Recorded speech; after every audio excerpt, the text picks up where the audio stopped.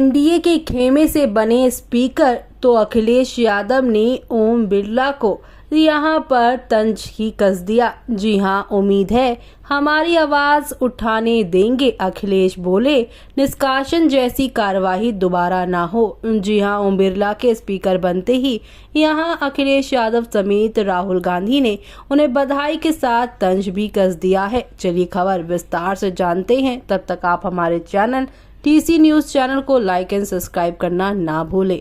कांग्रेस सांसद और सदन में नेता प्रतिपक्ष राहुल गांधी ने ओम बिरला को लगातार दूसरी बार स्पीकर बनने पर बधाई दे दी है। इसके अलावा उन्होंने ये भी कहा, मुझे भरोसा है कि आप हमारी आवाजें उठाने देंगे। विपक्ष की आवाज को खत्म करना संवैधानिक नहीं है।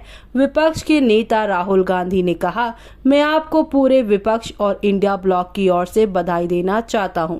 ये सदन भारत के लोगों की आवाज का प्रतिनिधित्व करता है और आप उस आवाज की अंतिम निर्णायक हैं। सरकार के पास राजनीतिक शक्ति है, लेकिन विपक्ष भी भारत के लोगों की आवाज का प्रतिनिधित्व करता है। इस बार विपक्ष ने पिछली बार की तुलना में भारतीय लोगों की आवाज का काफी ज्यादा प्रतिनिधित्व किया है। राहुल गांधी ने आगे कहा है कि विपक्ष आपके पास आपके काम करने में आपकी सहायता करना चाहेगा। हम चाहते हैं कि सदन अच्छी तरह से काम करे। ये बहुत अहम है कि सहयोग विश्वास के आधार पर हो।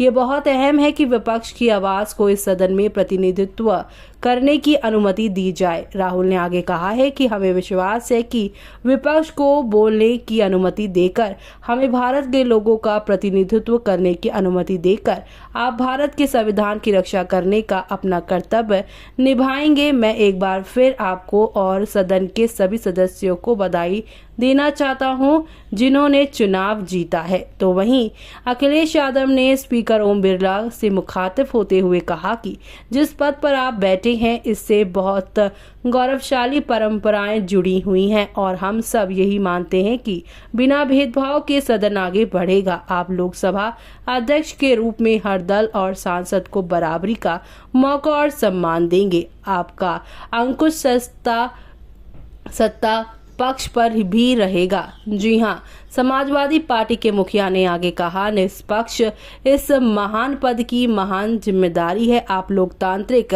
न्याय के मुख्य न्यायाधीश की तरह बैठे हैं।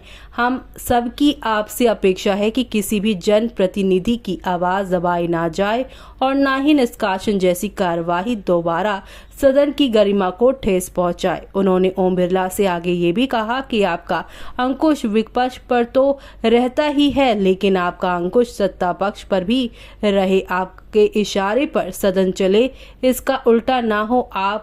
हम आपको हर न्याय संगत फैसले के साथ आपके खड़े रहेंगे। अखिलेश ने निशाना साधते हुए स्पीकर ओम बिरला से आगे कहा है कि मैं जिस सदन से आया हूं उसकी कुर्सी बहुत ऊंची है। मुझे लगा कि यहाँ सदन में स्पीकर की कुर्सी ऊंची होंगी। मैं इससे कहूंगा कि सदन की कुर्सी और ऊंची हो जाए। जहां ये नया सदन है वहीं मैं आपकी पीठ के पीछे देख रहा हूं, पत्थर तो सही लगे हैं लेकिन कुछ दरार में कुछ सीमेंट अब भी लगे दिखाई दे रहा है। अध्यक्ष महोदय, मुझे उम्मीद है कि आप जितना सत्ता पक्ष को सम्मान देंगे उतना ही विपक्ष का सम्मान करके हमें भी अपनी बात रखने को मौका देंगे। जी हाँ, अब यहाँ पर ओम बिरला के स्पीकर बनते ही तंज भी उन्होंने सुन लिया है। आपका क्या कहना है इस पर? कमेंट बॉक्स पर हमें कमेंट करके बताना बिल्कुल भी ना भूलिए।